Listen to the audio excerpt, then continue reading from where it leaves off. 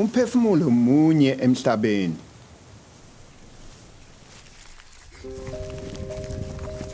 I grew up in South Africa on a sugarcane farm in rural Zululand in the 1950s. They were humble, pure beginnings that guided me through to today. Years later, some friends and I started a band.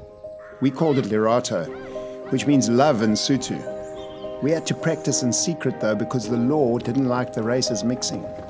It didn't stop us dreaming of freedom though, and the music made us feel free, even if it was just for a moment. I met my wife Debbie in 1978. A year later, we started our life together on a small holding in a humble farmhouse, farming goats. Debbie, a vegetarian, would name the goats and get attached to members of the herd, setting them aside from the ones that would be taken to market. It was far from ideal, but I was just trying to make us a living. As a meat eater, I didn't know any better. You don't think animals suffer as much as humans. For me, it was just about the money. Then my daughter arrived, and she was a born vegetarian. Over time, their compassion towards animals and respect for the natural world reached deep into my heart.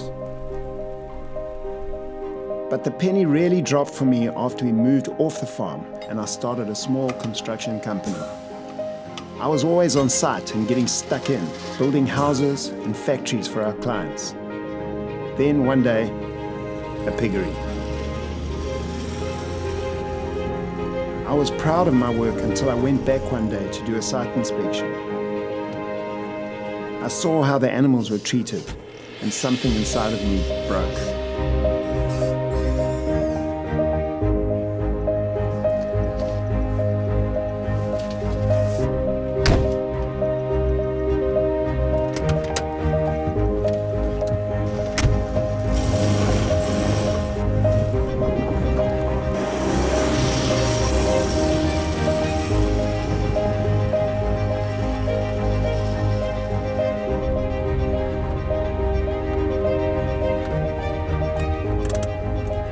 I couldn't stand by anymore.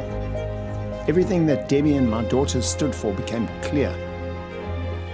All life is precious, and I could live without sacrificing the life of another.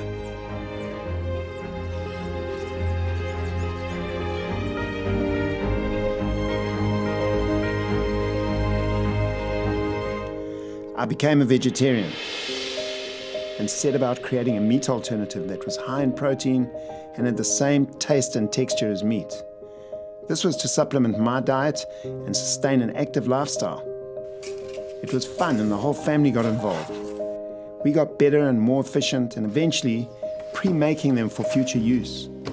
I believed in what we were doing so much that I took it to a local supermarket buyer to taste. After that, our plant-based sausages and burgers went on to be sold in various local outlets, and a business was born. Principles before profits became our mantra, and we still measure our success by the amount of animal lives saved should someone choose fries over a meat product. Through my personal choices and actions, I can help change the world.